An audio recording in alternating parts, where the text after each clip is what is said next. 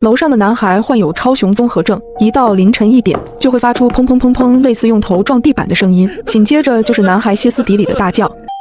自从他们一家4口搬回来后，我就没睡过一天安稳觉，邻居们也被折磨得受不了。终于今晚501爆发了，他气势汹汹地敲响了601的房门，大概敲了17、8下，取而代之的是501歇斯底里的大吼：吵！那傻子在吵，信不信我弄死他？不一会601果然安静了下来，租户群倒是难得热闹了起来。503说：“501给你点赞。”这话我早就在心里说过几百遍了。602是真的烦，他们家重男轻女，连续留了好几个，终于怀上了儿子，去医院检查说有超雄综合症，不愿意打，非要生下来，结果生出这么个玩意儿。我默默窥屏，虽然没有说话，但是对他们的话非常赞同。就在这时，501也在群里发话了。是哪个神经病给老子发的短信？接着501丢出一条短信截图，电话号码未知，内容是我帮你杀了他。潜水的住客纷纷表态，不是我。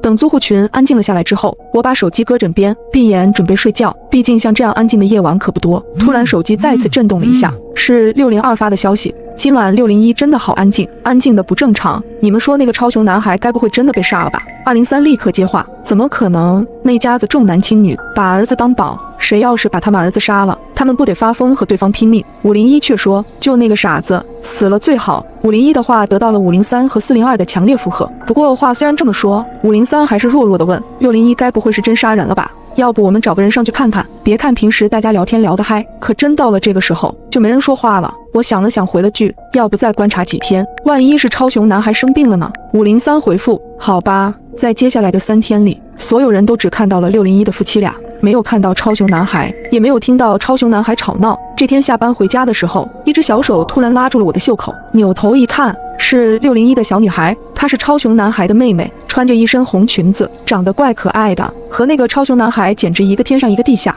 正可怜兮兮地看着我。她悄悄对我说：“姐姐，我家真的死人了。”什么？姐姐，我说我家有人被杀了。我先是愣了一下，接着掏出手机立刻报了警。警察很快就来了，房间门打开后，只见夫妻2人撒泼打混的哭着：“警察同志，天地良心啊！说我杀了我儿子，怎么可能？”超雄男孩站在旁边，不似以往那样身体轻颤且暴躁，安安静静地站着，眼神空洞，明显比几天前瘦了一圈。虽然超雄男孩的情况很奇怪，但是明显是个大活人。警察遇到这样的夫妻也很无奈，耐着性子说：“你们邻里邻外的，人家不也是为了你们好，没出事最好。”在警察的调解下，我拿了500块给601作为赔偿。完事后，我一直纳闷那个小姑娘为何要骗我。今天的夜晚仍旧很安静，可是我怎么也睡不着，一闭上眼睛就是超雄男孩那副诡异的面孔。咚咚咚，有人在敲我的房门。我看了一眼手机，凌晨2点。咚咚咚，敲门声更急促更用力了，我甚至能感觉到地板都在颤动。我门口安装了一个声控灯，此刻声控灯正亮着，但猫眼里却是一片黑暗。我门旁有个窗户，此刻我清楚地看到窗帘缝隙里从外透出一缕微光，也就是说声控灯依旧还亮着，有人挡住了我的猫眼。我一点点靠近窗户，慢慢撩起了窗帘。我看见一张明显不对称、长着痤疮苍白的脸贴在玻璃上，他正用那双死鱼一般的眼睛狠狠盯着我。是超雄男孩，我吓得连连后退。当我再次鼓起勇气看向猫眼时，一个黑影缓缓从左边凑近，是一只眼睛。那眼睛在猫眼外往内看了半晌，这才远离。我终于看清楚了他的样子，他是601的男主人。我打了一个激灵，接着我看到他一把将超雄男孩扛在了肩上。超雄男孩发疯似的想要挣脱，可还是被601的男主人硬生生的扛着上了楼。第2天，我被一阵断断续续的剁肉声吵醒，是楼上的601正在剁肉馅，他家已经连续剁了1个小时了。租户群开始叫苦不迭了，毕竟今天周末，大部分人都休息。503说：“烦死了，让不让人睡觉啊？昨晚吃鸡到4点，困死了。”201隔着3层声音都很大。501直接打开窗对着楼上喊：“601，你们是不是死儿子了？剁肉岂可吃饭吗？”601剁肉的声音停了一下，然后又继续，气得501跑到601的门口大骂：“你们家是不是要死了？再发出声音试试，信不信老子送你们一家人下地狱！”602也加入了战场，就是弄死你们算我一个。601再次安静了下来，租户群里纷纷给501点赞，我群豪杰啊，听你怼601可真爽啊！这时501突然在群里问：“这是谁呀？发短信吓唬老子！”接着他丢出一张短信截图，又是未知号码，这次写的是小心下一个死的就是你。我以为这又是谁的恶作剧，便盖上被子继续睡懒觉。到了中午出去吃饭时，我正巧和601的女人打了个照面，她手里拿着个纸箱，我瞄了一眼，看到箱子正上方的几个字“酱汁排脚肉鸡”。女人看到我后，对着我露出一副诡异的笑容。呵呵，家里买了一只小乳猪，所以今天一直在剁肉，你多担待。我随即附和一声，转身下了楼。等我吃过午饭，刚走到5楼的楼梯口，就再次看到了601的女人。她把脸贴在我家的猫眼上，正努力从外往里看。请问你有事？听到我的声音，601女人立刻换上温和的笑容朝我看来。她抬起手，我这才发现她手里拎了个白色塑料口袋。今天家里包了包子，拿几个来给你尝尝。不用了，谢谢。我本能的不想要，可是她非往我手里塞，没法，我最后只能收了。回到房间内，不一会儿，我听到了有人下楼的声音。我从猫眼里看到是601的男主人，他敲响了501的门，估计又是来送包子的。但不同的是，501打开门后，他直接走了进去。隔了大概5分钟，这才传来601上楼离开的动静。很快，租户群的大伙开始讨论送包子这件事。203说，刚刚601来给我送包子了，震惊死我了。201，我差点以为他是来找我干架的。503，有一句话不得不说，601虽然有病，可他的包子是真的很好吃，味道和我以前吃的都不一样。203，是吗？我没敢吃，我吃一个试试。我看聊天看饿了，从冰箱里找出601送的包子，上锅稍微加热了一下。我吃包子有个习惯，喜欢掰开再吃。可当我掰开包子后，里面竟然有一颗牙齿，这颗牙齿很熟悉，像是超雄男孩左边的小虎牙。我心想这也太不卫生了，便拍了一张照片想要发群里，犹豫了一下，还是算了，千万别影响其他人的胃口。只是让人郁闷的是，下午601又开始砍东西了，听声音应该是砍骨头，从2点砍到4点。晚上601又送东西来了，说是乳猪熬的高汤，里面加了虫草花和蘑菇。601的厨艺得到了租户群的点赞，不过我没喝，因为包子给我带来的心理阴影太大。到了晚上9点，303突然找到我，你有没有发现602和501很久都没说话了？我不喜欢泡群，倒是没注意。303继续说，这不是重点，重点是601砍骨头砍这么久，501还这么安静。你再想想501收到的那条短信，小心下一个死的就是你。被303这么一点，我也反应过来了。303接着说，你说601剁的，有没有可能就是501和602？太可怕了！还好我昨天不在家，错过了人肉包子。我们要不要报警？我立即回复303，我找房东，让他给501打个电话试试。5楼的3间房都属于同一个房东，我立刻以501家里水烧开了没人关冒黑烟为由，告知了房东。501的手机铃声很快响起，他的手机铃声很特别，是一首热血的中文歌，激昂的曲调却让我浑身发冷，因为手机铃声响起时是从我楼顶的601传来的，铃声很快停止，不知道是对方挂断了电话，还是摁下了接听。大概等了10分钟，我给房东回了个电话询问详情，房东有种劫后余生的庆幸感。小将，谢谢你哈，要不是你，我这次指不定损失惨重。我硬着头皮问，请问是501本人接的电话吗？好像是吧，就是声音有点哑，应该是感冒了。我敢肯定，接电话的人绝对不是501，因为疫情最严重的时候，我们全楼小刀割嗓子，就501没事，他当时还在群里嘚瑟，说猪倒了他都不会倒，更何况501昨天骂人的时候还中气十足呢。陈姐，你给501打电话的时候，有没有说是谁给你打电话的？当然啊，我给他说了，是小将你提醒我的，做好事当然要留名了。哦，对了，小将，我有事就先挂了哈。电话挂断，我心想完蛋了，这不是把我暴露了吗？咚咚咚，房门被敲响了，我颤颤巍巍走到门口，凑到猫眼一看，明明没人，可房门又被敲响了。姐姐，是我，是601的小女孩。我赶紧打开门，招呼她让她进来，她却摇摇头，小声道，姐姐，我来偷偷告诉你一声，小心一点，你发现了他们的秘密，他们今晚会来要你的命。小女孩说完就扭头匆匆跑上了楼，她跑得可真快，这么安静的夜我也没听到脚步声。这时601的男人突然出现，他站在楼梯口，用一种阴森的目光看着我，吓得我赶紧反锁了房门。我掏出手机立刻报了警。喂，警察局吗？我要报警，有人要杀我。警察赶过来大约需要20分钟，现在我只能乖乖躲在家里，煎熬地等待救援。我又发消息告诉303，601的男主人疯了，501真的被他杀了，楼道里危险，千万别出门。这时楼下突然传来了402的辱骂，大半夜的谁把1楼的铁门锁了？402是个年轻的小伙子，常常这个点出去享受夜生活。接着我又听到他大喊，你别过来，你要干嘛？随后便传来了锤子敲击的声音，我被吓得躲在门后瑟瑟发抖，心想估计402也被嘎了。突然303给我回消息，完了完了，这下真完蛋了，601把1楼的大铁门锁了，这下谁也逃不掉了。我这才反应过来，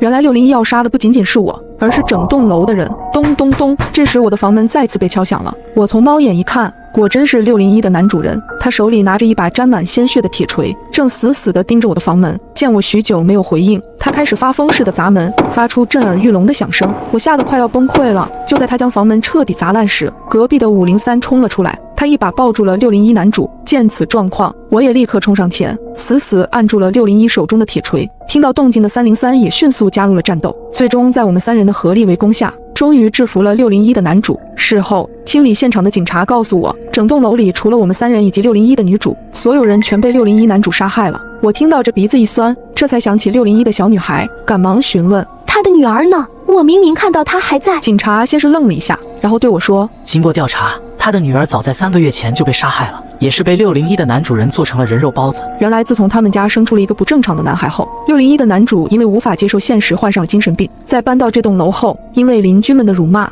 促使他的病情越发严重。先是心理不平衡，杀掉了身体正常的女儿，接着他又恨铁不成钢，残忍杀掉了超雄男孩，然后逼迫自己的妻子将超雄男孩的肉做成了人肉包子，分给大伙吃。最终一无所有的他，又将目标瞄准了整栋楼的住户。知道真相后，我不自觉地朝楼顶的601看去，突然那个小女孩又出现在楼道里，她冲我摆了摆手，仿佛在说再见了，姐姐。享受69折优惠。我选择深夜去吃海底捞，没想到刚坐下，菜单上缓缓出现几条规则：1. 不要在海底捞店大声喧哗； 2. 只能与红马甲服务员说话，不能拒绝他的请求； 3. 杯中饮料喝完后，请在30秒内找服务员添加； 4. 不能吃辣的顾客面前不能出现辣锅； 5. 不要让女厕所的小女孩抓到你； 6. 不要伤害店内的宠物狗； 7. 找到顾客中隐藏的规则制定者，将获得1次惩戒权利。我环顾四周，发现其他顾客也被这份点菜页面吓到了，表情凝重。几名服务员不知从哪里冒了出来，大家吓得大气不敢出，整个店内充斥着紧张的气氛。忽然，一位光头大哥站了起来，他指着服务员骂骂咧咧：“什么破店，好好吃个饭，搞这种名堂，别再装神弄鬼了，让你们经理滚出来！”空气像是瞬间被凝固住般，大家的心都提到了嗓子眼。因为游戏规则的第1条就是不许在店内大声喧哗。服务员歪了歪脑袋，脖子处发出咯吱咯吱的响声。光头大哥继续骂道：“就不应该半夜来吃火锅，真晦气！”话音未落，光头大哥像是看到什么恐怖的东西，呆呆地立在原地。他像魔怔了般目视前方，嘴里不住喊着：“不要过来，不要过来啊！”我朝目光的方向看去，明明什么都没有。下一秒，光头哥就被爆头嘎掉了。然而坐在光头大哥对面的女人吓得发出刺耳的尖叫。完了，她也违反了规则。果不其然，几秒后，女人紧跟着爆眼而嘎。我看着眼前的情景，吓得合不拢嘴。这时播报声响起：尊敬的顾客朋友们，你们好，欢迎来到深夜海底捞游戏。从此刻起，你们将与外界隔绝，只有坚守秘密到最后的一个人才能活着走出这里。这是一场正义者的审判，请大家争取在凌晨2点之前完成任务。凌晨2点后，店内剩余的人员将强制清除。1号、2号出局，游戏继续。话音刚落，周围就议论纷纷。然而，刚刚光头男和女人的菜单上出现了一行字：1号，在逃杀人犯，曾伤害过1名流浪老人；2号，黑心老板娘，售卖劣质眼药水，致使多人失明。紧接着，每个人的头顶上都出现了一串闪着蓝光的小字：心理医生、老师、美容师、宠物博主、网络主播、学生，每个人的身份都完全公开了。我恍然大悟，原来光头男和女人的死法对应着他们做的恶事，只要出局就可以显示出隐藏在内心深处的秘密。想要赢得游戏，只有一种办法，那就是除掉其他顾客。一时间人心惶惶，提示音再次响起，请大家争取在凌晨2点前走出这里。凌晨2点后，店内剩余的人员将强制清除。现在距离凌晨2点还剩下1个半小时，如果一直按兵不动，只有一个结果，那就是嘎。就在我想采取行动之时，网络主播忽然站起来，掏出一把匕首刺向旁边的心理医生。说时迟那时快，就在匕首即将刺向心理医生的一刹那，服务员忽然闪现在了他们面前，匕首被服务员夺过来，扔了10米远。3号暴力行凶，警告1次。我咽了咽口水，既然不能使用暴力，就只能靠游戏规则了。这时，那位劫后余生的心理医生冲我敲了敲桌前的饮料杯。心理医生敲得很有规律，我疑惑地看着他。忽然，我像是想到了什么，猛地低头看向自己的杯子，我的饮料已经喝完了。第3条规则说过，杯子里的饮料喝完后，请在30秒内找服务员添加。我赶紧挥手示意服务员，服务员像鬼一样飘了过来，为我倒完饮料后，服务员并没有离开，而是一直站在我面前。我低着头，紧张的冷汗直流。亲爱的顾客，请问你需要肥牛卷吗？这种情况下，谁还能吃得下肥牛卷？我刚想拒绝，猛地想起之前菜单上的规则2，请不要拒绝红马甲服务员的请求。我用余光瞄向服务员穿的马甲，正是红色的。需要。很快，服务员就将一块鲜肉放在了我的盘子里。这不会就是我要的肥牛卷吧？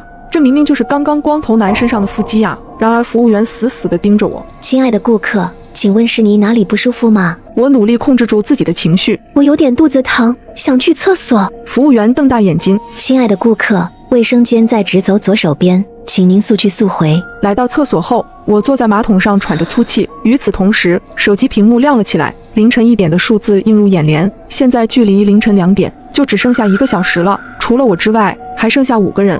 我要怎样才能在1个小时内除掉这4个人呢？就在我苦恼之际，旁边的隔间响起了阴森的歌声。好长的一条鱼巷，为什么我走不出去？大雨淋湿了我的头发。歌声断断续续，伴随着呜呜咽咽的哭声。我虎躯一震，猛地想起规则里有一条，不要让女厕所的小女孩抓到你。我停下了提裤子的动作，生怕布料摩擦的声音引来隔壁间的注意。女孩继续唱道：大雨淋湿了我的头发，多亏了他为我撑伞。诡异的歌词配上小女孩诡异的腔调，我额头的细汗越来越密，麻木的腿已经要撑不住了。终于我忍不住动了动右腿，结果一不小心踢到了旁边的垃圾桶。与此同时，隔壁间的歌声也停止了。我像石化一般僵硬在原地，一只手从隔板下面伸了过来，以一种极其怪异的姿势在摸索什么。我知道他是在试探隔壁间有没有人。我强忍着双腿的麻木，一点点躲开他的摸索。那只怪异的手摸索了一阵，什么也没有发现。我不能确定小女孩什么时候能离开厕所，于是我鼓足勇气打开了厕所门。厕所外什么也没有，只有店里放着的奇怪音乐。就在我准备离开时，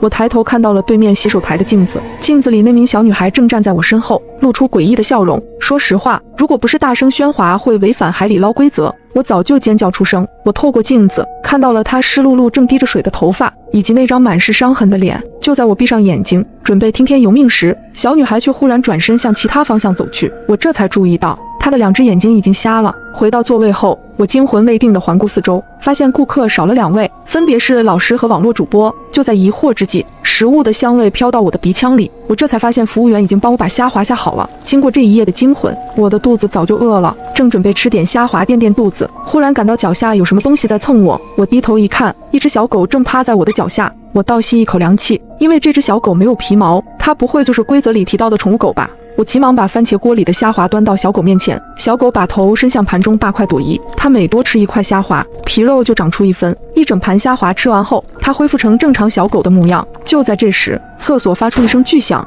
网络主播从厕所里冲出来，头发凌乱，眼神恍惚。色眯眯的老师也从厕所里出来。你这个恶魔！老师挑了挑眉，神态淡漠。不是苏小姐你约我的吗？网络主播咬牙切齿。要不是你骗我说已经找到了隐藏的规则制定者，我才不会问身。老师打断了网络主播的话，看看你杯子里的饮料吧。网络主播这才缓过神来，他惊恐地看向桌子，他的杯子里空空如也。苏小姐，不好意思了，我在你去厕所赴约的时候，一不小心把饮料打翻了。苏小姐，你不会怪我吧？你这个疯子，我要嘎了你！网络主播彻底失去理智，他疯了般地扑向那位猥琐的老师。穿着红马甲的服务员又出现了，拦住了网络主播的去路。3号玩家暴力行凶，累计2次。话音刚落，网络主播的面容就开始腐烂，五官逐渐扭曲变形。3号的菜单上出现一行小字：3号。黑心网络主播曾设计杀死了自己的整容医生，所以他的嘎法是五官溃烂。在网络主播彻底咽气后，整个海底捞店陷入了死一般的沉寂。这时，厕所又传来了小女孩的歌声。好长的一条鱼巷，为什么我走不出去？听到小女孩的歌声，老师的脸色微微一变，他好像知道点什么。这时，隔壁桌的美容师忽然招了招手：我的饮料喝完了，请帮我倒一下。大家都目不转睛地盯着美容师看，因为朝他走过来的是一位穿着白色马甲的服务员，美容师是一位红绿色盲，他丝毫没有意识到不妥。我不喜欢喝酸梅汤，你给我换成西瓜汁。好的，顾客，请稍等。下一秒，他就把美容师按进了沸腾的锅里，美容师甚至来不及惨叫，他的脸就被烫熟了。菜单上也紧跟着显示出4号的秘密：4号黑心美容师，无证上岗美容店，机械高温事故，致使多人脸部受伤。原来这些奇怪的服务员就是这场事故中的受害者，怪不得一个个都面目全非。我忽然意识到了什么，也许这个店里出现的所有 NPC 都与顾客隐藏的秘密有关。我大胆猜测，宠物狗也许和那个宠物博主有关系。于是我抱起小狗向宠物博主走去，他看到我走来，露出警惕的表情。我用平和的语气说道：